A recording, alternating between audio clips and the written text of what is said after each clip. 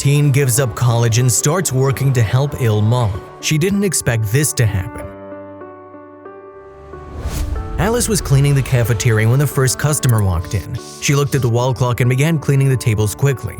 It was 10 minutes past the cafeteria's opening time and she still hadn't finished her cleaning. Not a good start to the day. "Lindsay," she whispered to the waitress on shift, "could you please ask him to move to a different table? I'm yet to clean the table where he just sat." "Hurry up, girl, you're running late on the first day of your job," Lindsay reminded her. "I only need 2 minutes, please." All right. Alice was 18 years old and worked at the cafeteria in West Virginia to help support her sick mother, who was in the hospital awaiting an expensive surgery. Alice had never imagined that at her age she would be working instead of attending college, but that's how life turned out for her. When she was only 5, her mother abandoned her and her mother, Lydia. After he left, Lydia worked 2 jobs to support Alice and gave her both a mom and a dad's love. Lydia knew Alice aspired to be an illustrator, so she worked several shifts and saved money over the years to pay for her daughter's college fees. Alice was a talented girl. She was accepted into her dream college and everything was set. However, a month before she was due to go to college, Lydia suffered a stroke and was hospitalized. The medical bills were piling up, insurance wasn't enough to cover the treatment, and a surgery was necessary. "Mom, I'll do it," Alice told Lydia. "I'll look for a job and we can get the surgery done."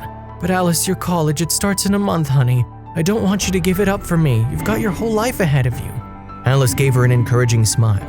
"When Dad left us, Mom, even you had your whole life ahead of you, but you sacrificed everything for me. You didn't go out on dates, saved every penny you could, and provided me with the best education possible. It'll be unfair if I leave you alone when you need me. I don't want to repeat what Dad did." That day, the mother and daughter hugged each other and cried for a long time, and in the end, Alice sacrificed her dreams for her mom.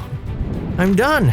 Whew, I'll be back at 7 in the evening," Alice told Lindsay when she was done with her morning shift. She took off her apron and hung it in the staff room, then collected her stuff all set to leave. Suddenly, she saw a pup under a table looking at her with needy eyes. "Hey there, are you hungry?" Alice stopped and began petting the puppy. "Wait a minute, I'll be right back." She dashed to the kitchen and returned with some leftovers and water for the puppy. The hungry animal pounced on the food and Alice was adorably watching him until a scream terrified the dog and it ran under their only customer's table. "What's a frickin' dog doing here? Did you notice the no animals allowed sign outside?" Alice looked up and saw the restaurant manager, Mr. Hoffman. "You're the new girl, aren't you? You're fired. Get that dog out of there." Alice's eyes welled up. She needed money for Lydia's surgery. "Mr. Hoffman, look, that dog isn't mine. It's the customer's and I was just…" "So why were you feeding it with so much love? Out now! I don't want staff like you in here," he yelled. Alice ran outside in tears and sank onto the curb. "I'm sorry, Mom, I messed up," she sobbed. "What am I gonna do? How will I find another job?"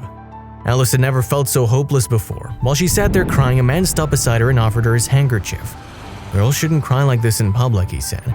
"Leave me alone," she told the stranger, irritated. "It's none of your business." "Well, I just wanted to thank you for feeding my dog. Sam doesn't usually get along with strangers but seemed to like you a lot." Alice looked to her side and saw it was the customer from the cafeteria. His clothes were shabby and he smelled terrible, but he had a generous smile. "Mind if I sit here?" he asked. The dog was hiding behind him. Alice nodded, accepting the handkerchief. "This job was all I had to help my mom. I got fired on the first day. This feels horrible." "It's okay," he consoled her. "You'll figure it out." "You don't know anything about me. How can you say that?" she snapped. "Then how about you tell me something about yourself?" he said gently. "Maybe I can help." Something about the man told Alice she could confide in him. "I wanted to be an illustrator and I was about to start college in a month when my mom got sick. I had to quit and I'm was working to pay for her surgery." "You draw illustrations?" he asked. Alice showed her previous work on her phone. "Since I was 10, it's my dream to become an illustrator." "How much does the surgery cost?" he asked. "A lot, and I have no clue how I'll do it." "What if I told you I could pay for your mom's surgery and help you become a renowned illustrator?" Alice looked at him in shock. "What? Why would you do that for a stranger?" "Well, because I'm the best in the market for my comics. I'm always looking forward to working with great talents and I loved your work. I don't want to brag about myself. I'm a little disappointed you don't know who I am." "No way!" Alice felt like her heart would jump out of her chest. "Are you Henry M?" "I hope it'll stay between us," he winked. "Not many people have seen me. I live a rather simple life, as you can see. They never guess who I am."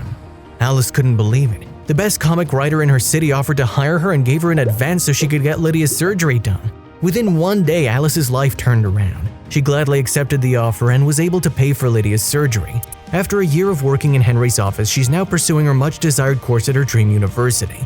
Little miracles happen around us every day, don't they?